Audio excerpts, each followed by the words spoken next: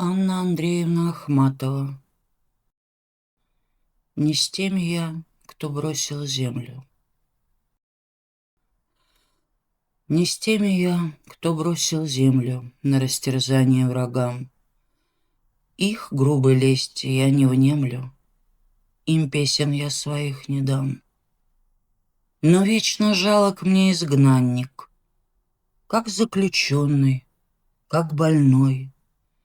Темна твоя дорога, странник, полынью пахнет хлеб чужой.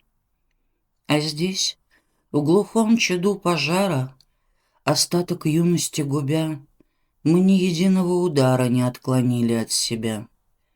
И знаем, что в оценке поздней оправдан будет каждый час.